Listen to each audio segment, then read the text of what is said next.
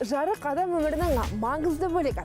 Бүгінде онсыз ештеңеге қол жеткізе алмайсыз. Ал сіз қаламыздың қалай жарықтандырылатыны жайлы білесіз бе? Бүгін соны анықтайық. Алатау жарық компаниясы Алматы қаласы мен облысының тұтынушыларын жарықпен қамтамасыз етіп отыр. Олардың міндетіне сіздің үйіңіз, жұмыс орныңыз бен ойын-сауық орталықтарына электр қуатын жеткізу көреді. Ал көшедегі шамдар үшін Алматы қала жарық компаниясы жауапты. Ондағы жұмыс та оңай емес. Станциялар мен қосалқы станция әр аумақта бар. Бізде 207 қосалқы станция бар.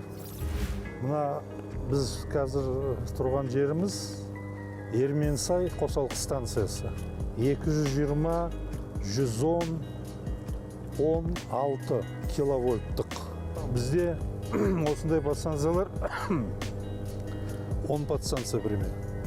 Осындай үлкен көлем. Да, үлкен, да.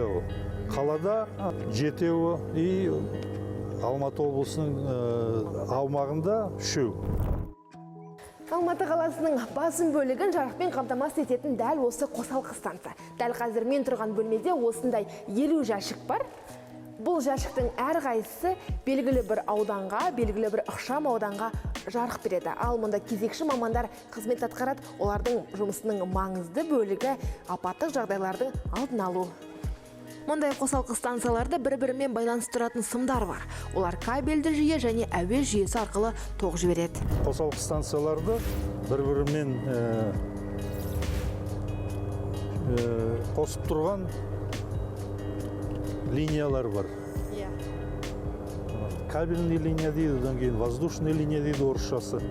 Ондай линиялардың ұзындығы бәрін қосқанда 0,4 киловольттан бастап 220 киловольтқа дейін кернеуін санасақ, где-то 30.500 примерно километрдей.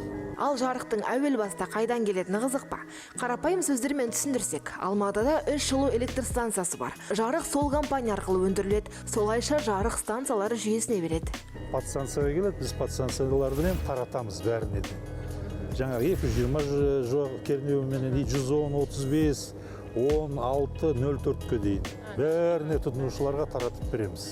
Дегенмен, бүгінгі күні электр қуатының азаюы жаһандық мәселеге айналып отыр. Болашағы үшін алаңдайтын әрбір азамат күнделікті тұрмыста оны үнемдеудің алғы шарттарын білген дұрыс. Ең алдымен электр қуатын үнемдейтін шамдарды пайдаланудан бастаңыз. Сонымен қатар, компьютер, телефон сынды қуатталатын құрылғыларды тоқтан суырып отыруды ұмытпаңыз. Жарықты өшіруді ұмытпаңыз.